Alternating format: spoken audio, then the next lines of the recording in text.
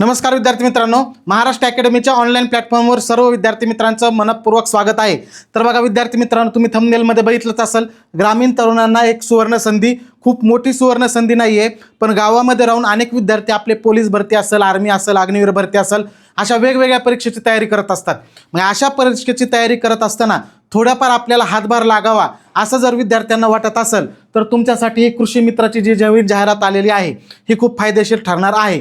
लवकरच टप्प्याटप्प्याने ह्या पोस्ट ज्या आहेत त्या भरल्या जाणार आहेत। जे गावात बसून अभ्यास करतात त्यांच्यासाठी फायद्याचं आहे, फुल टाईम फायद्याचं नाही आहे, लक्षात ठेवा। याची डिटेल माहिती मी तुम्हाला आजच्या व्हिडिओमध्ये सांगणार आहे। याचे फायदे काय आहेत, त्याचे तोटे काय आहेत, तुम्ही कृषी मित्र झाला पाहिजेत का, त्याच्या पात्रता काय आहेत, त्याचं वेतन किती मिळणार तुम्हाला, सगळ्या गोष्टी डिटेलमध्ये आपण या व्हिडिओमध्ये डिस्कस करणार आहोत। तर तुम्हाला दिसतं इथं संपूर्ण राज्यामध्ये 11,587 एवढे कृषी मित्र हे भरले जाणार आहेत। ही परमनंट नोकरी नसणार आहे बरं, लक्षात ठेवा। म्हणजे तुम्ही परमनंट नसणार आहात। तसंच पात्रता याची फक्त 12वी पास आहे, बरोबर आहे का, आणि याला कोणतीही लेखी परीक्षा सुद्धा नाहीये। म्हणजे या गोष्टी तुम्ही थंबनेलमध्ये पाहिलेल्या आहेत त्यामुळे तुम्हाला सांगतोय। म्हणजे असे क्वालिफाय असणारे विद्यार्थीच पुढची माहिती बघतील। आणि अजून एक सांगतो, जे ग्रामीण भागामध्ये राहून अभ्यास करतायत, कष्ट करतायत, परीक्षेची तयारी करतायत, त्यांच्यासाठी हे जास्त फायदेशीर आहे। आता बघा काय आहे, तर बघा आत्मा योजना आहे ही जी राज्य सरकारची आत्मा योजना आहे। आत्मा योजना कशासाठी आहे तर बघा, शेतकरी आणि शेतकऱ्यासाठी केंद्र सरकार किंवा राज्य सरकार ज्या वेगवेगळ्या योजना राबवतं त्या योजना शेतकऱ्यापर्यंत पोहोचवण्यासाठी ही आत्मा योजना सुरू केलेली। आणि अशा पद्धतीने शेतकरी आणि राज्य शासन यांच्यामध्ये जोडणारा कोणीतरी दुवा असला पाहिजे, याच्यासाठी कृषी मित्र हे नियुक्त केले जाणार आहेत। 17 ऑगस्टचं हे प्रसिद्धीपत्र आहे। याच्यानुसार प्रत्येक गावामध्ये आता आपल्याला कृषी मित्र हे पाहायला मिळणार आहेत, हा लक्षात। आणि याच्यात मानधन तत्वावर असणार आहेत, मानधन तत्वावर म्हणजे याच्यात स्पेसिफिक मानधन असणार आहे। आणि हे मानधन असणार आहे फक्त 1500 रुपये, जेवढे लाडक्या बहिणीला मिळतात तेवढेच पैसे मिळणार आहेत। तरी सुद्धा तुम्हाला माहिती का सांगतोय, गावात बसून जर तुम्हाला तास 2 तास वेळ देऊन जर 1500 रुपये महिना खात्यावर पडत असतील तर गोरगरीब गावात बसून तयारी करणारे, कष्ट करणारे जे पोरं आहेत त्या पोरांना त्याची किंमत माहिती। त्याच्यामुळं जर गावात असाल तर मग मिळेल तुम्हाला पैसा। 1500 रुपये महिना खूप कमी आहे आणि सरकार हे कुठंतरी या मानधनामध्ये वाढ करणं गरजेचं आहे। आणि भविष्यात सरकार ही जर योजना सक्सेस झाली तर याच्या मानधनामध्ये नक्कीच वाढ करणार आहे। त्यामुळे गावात असणारे पोरांनी नक्कीच याला फॉर्म भरू शकता। आणि हे काय करणार आहे तर ही डिटेलमध्ये माहिती मी तुम्हाला वाचून दाखवत नाही, तुम्हाला डिटेलमध्ये मी माहिती माझ्या तोंडाने सांगतो, लिहूनही सांगतो, पत्र वाचायची गरज नाही, आपल्याला टू द पॉईंट बोलायचं आहे। सगळ्यात महत्त्वाचं म्हणजे कृषी विभाग राज्य सरकारचा आणि शेतकरी यांच्यातला दुवा म्हणून कृषी मित्र काम करेल। म्हणजेच राज्य सरकारच्या ज्या वेगवेगळ्या योजना आहेत, स्कीम आहेत त्या शेतकऱ्यापर्यंत पोहोचल्या पाहिजेत, त्याची माहिती गेली पाहिजे, याच्यासाठी हा कृषी मित्र हा काम करणार आहे। याच्यासाठी वयाची पात्रता आहे 25 ते 60 वर्ष, म्हणजे 25 ते 60 वर्ष वय असणारा कोणताही व्यक्ती याच्यासाठी फॉर्म भरू शकतो, आवेदन देऊ शकतो। आणि सगळ्यात महत्त्वाचं म्हणजे आपल्याच गावात असणं गरजेचं आहे। ज्या गावामध्ये तुम्ही कृषी मित्र होणार आहेत त्याच कृषी क्षेत्रातले तुम्ही रहिवासी असणं गरजेचं आहे, ते लक्षात ठेवा। त्याच पद्धतीने याची पात्रता म्हणून तुम्हाला सांगितलं, किमान तुम्ही 12वी पास असणं गरजेचं आहे। शाखेत कोणत्याही काही नाही, सायन्स, आर्ट, कॉमर्स काही असू द्या, किमान तुम्ही किती पाहिजेत, 12वी पास असणं गरजेचं आहे। इथं दिलंय बघा, वय 25 ते कमाल 60 वर्ष असावं, लक्षात। सहाय्यक कृषी अधिकाऱ्याच्या कार्यक्षेत्रातलाच असणं गरजेचं आहे। म्हणजे प्रत्येक एका सहाय्यक कृषी अधिकाऱ्याच्या मागं एक कृषी मित्र नियुक्त केला जाणार आहे। मग त्या सहाय्यक कृषी अधिकाऱ्याच्या नियंत्रणात जेवढा एरिया आहे त्या एरियातलाच तो रहिवासी असणं गरजेचं आहे। त्याच पद्धतीने त्याच्यावर कोणताही गुन्हा दाखल केलेला नसावा, कोणताही फौजदारी वगैरे त्या व्यक्तीवर गुन्हा असता कामा नये, हे सुद्धा त्याचे काय तर निकष किंवा पात्रता आहेत, हे लक्षात ठेवा। अशा पद्धतीने याचे निकष असणार आहेत। याच्यामध्ये काय आहे, वर्षाला तुम्हाला किती रुपये मिळणार आहेत, 18,000 रुपये मिळणार आहेत। आणि याच्यात काम किती करायचं सांगतो तुम्हाला, दर दिवशी किमान 2 तासाचं काम। आता हे म्हणायला 2 तास आहे, 2 तास सुद्धा नाहीये।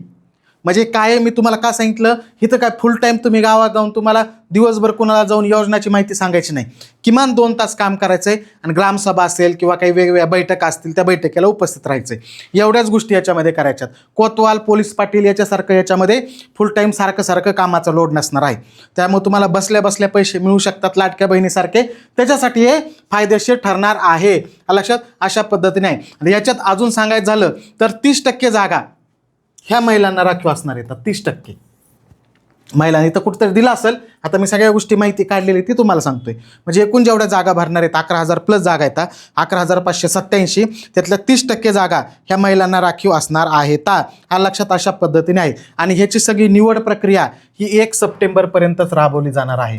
म्हणजे लगेचच्या लगेच तुम्हाला काय होणार आहे, 1 सप्टेंबर म्हणजे ऑगस्ट महिन्यामध्येच हे सगळ्या नियुक्तीची प्रोसेस सगळी ही सुरू होणार आहे. आणि याच्यातून तुम्हाला काय होणार आहे, मोठ्या प्रमाणात मध्ये कमी दिवसामध्ये लगेच तुमची ते जॉईनिंग करून घेणार आहेत. हा लक्षात. आणि अजून एक आहे महत्त्वाचं, याचं जरी पात्रता जरी ग्रॅज्युएशन असली तरी एक महत्त्वाची गोष्ट लक्षात ठेवा, जरी पात्रता माफ करा 12वी असली तरी तुमचं जेवढं उच्च शिक्षण असेल तेवढ्या तुम्हाला काय केला जाणार आहे, प्रेफरन्स दिला जाणार आहे. जेवढं तुमचं उच्च शिक्षण आहे, म्हणजे एखादा पोस्ट ग्रॅज्युएशन झालेलं आहे तर पोस्ट ग्रॅज्युएशन ज्याचं झालं आहे त्याला तिथं प्रेफरन्स दिला जाणार आहे. कारण याच्यामध्ये कोणतीही लेखी परीक्षा नाही आहे. आता समजा 2 व्यक्ती तर गावातच दोघं कृषी मित्रासाठी त्यांनी फॉर्म भरलेला आहे, दोघांनी पण, आणि मग दोघांनी फॉर्म भरलेला आहे आणि मग दोघांचंही पोस्ट ग्रॅज्युएशन किंवा ग्रॅज्युएशन झालेलं आहे. अशा वेळेस काय करणार, त्या दोघांपैकी कोणाला ग्रॅज्युएशनमध्ये जास्त मार्क आहेत त्याला जास्त प्रेफरन्स दिला जाणार. अशा पद्धतीने कृषी मित्राची निवड केली जाणार आहे. लक्षात. गावातीलच रहिवासी पाहिजे. आणि समजलं, ह्या सगळ्या गोष्टी आहेत. आणि याचं आवेदन भरू शकता तुम्ही. तुमची ग्रामपंचायतमध्ये जाऊन याच्याबद्दल माहिती काढून घ्या आणि फॉर्म कशा पद्धतीने भरायचा आहे त्याची प्रक्रिया समजून घ्या. सगळ्या गोष्टी याच्यामध्ये जबाबदाऱ्या काय आहेत वगैरे सगळ्या गोष्टी दिलेल्या आहेत. लक्षात.